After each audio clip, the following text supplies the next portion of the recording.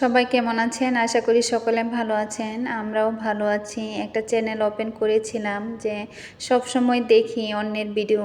তো সেই ইচ্ছা থেকে নিজে একটা আগ্রহ করে খোলা যে আমার টুকিটাকি রান্নাবান্না হাবিজাবি যদি একটু শেয়ার করতে পারি তো মন্দ কি। খুলেছিলাম শখ করে, কিন্তু আসলে এখন শখের জিনিসটা কেমন জানি অনেকটুকু এগিয়ে এসে যখন আসলে সময় দিতে পারি না বা ওইখানে সব সময় অ্যাক্টিভ থাকতে হয়।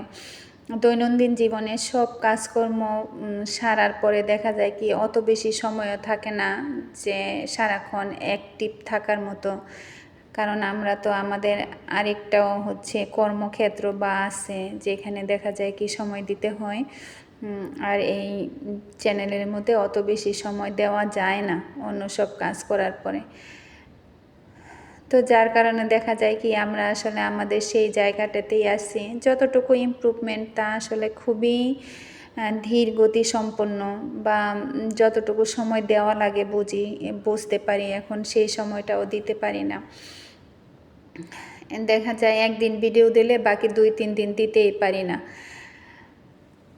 যাই হোক, এমনি করে চলছি। সামনের দিনগুলোতে কতদিন কন্টিনিউ করতে পারবো সেটাও বলতে পারি না। আজকে পাবদা মাছ দিয়ে মেয়ের জন্য ব্রোকলি কিনেছিলাম। এটা ঘরে থাকতে থাকতে হলুদ হয়ে গেছে। সেই ব্রোকলি, আলু আর টমেটো দিয়ে তরকারি রান্না করব। তো মাছগুলো ভেজে নিয়েছি, সাথে একটা টাকি মাছও ভেজে নিয়েছি। ওইটা মেয়ের জন্য তরকারি রান্না করব বলে এরপরে সেই ব্রোকলি আর আলুটা ভেজে নিচ্ছি। তো এর মাঝখানে যখন ব্রোকলি আলু ভাজা হয়ে গেছে তখন আমার মেয়ে ঘুম থেকে উঠে গেছিল।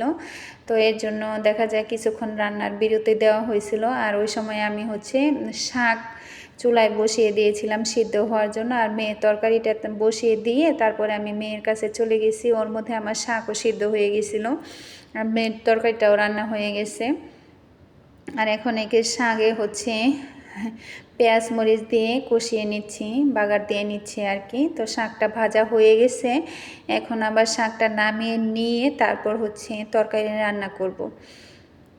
তো সেজন্য কড়াইয়ে তেল দিয়ে তাতে তেজপাতা, জিরা ফোড়ন দিয়ে, জিরা বলতে কালো জিরা দিয়েছি আর কি। আর পেঁয়াজ কুচি দিয়ে মশলাটা ভালো করে কষিয়ে নিয়ে তাতে জিরা বাটা আর একটু আদা বাটা দিয়ে মশলাটা একটু কষিয়ে নিচ্ছি। তারপরে দিয়ে দিব একটু গরম পানি দিয়ে দেওয়ার পরে তাতে হলুদ, মরিচ আর লবণ দিয়ে মশলাটা ভালো করে কষিয়ে নিব। তো আসলে আমাদের মেয়েদের জীবনটা এরকমই। রান্না করতে গেলেও দেখা যাচ্ছে যে কোনো একটা কাজ করতে গেলে বাসায় একটা ছোট বাচ্চা থাকলে একটা কাজ কন্টিনিউ আর করা যায় না। কাজের মাঝখানে বাচ্চাকে সময় দিতে হয়, অন্য কাজকর্ম করতে হয়, এইভাবে আর কি যায়। তো মেয়েকে কুশল করিয়ে তারপরে চেয়ারে বসিয়েছিলাম অনেক দিন পরে, যে একটু বসে থাকবে। ও বসে না থেকে চেয়ারে থেকে মাথা দিয়ে ঘুম ঘুম ভাব ধরে আছে। আসলে তার ঘুম না, কিন্তু শীতের দিন তো গোসল করেছে, তার ঠান্ডা লাগতেছিল। এর জন্য পরে আবার আমরা তরকারিটা আমি বসিয়ে দিয়ে তারপরে আবার মেয়ের কাছে চলে গেছি।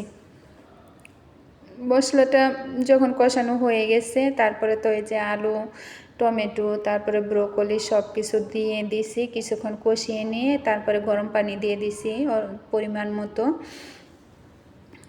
দিয়ে এরপরে মাছগুলো দিয়ে দিচ্ছি। তারপর কিছুক্ষণ নামিয়ে নিব।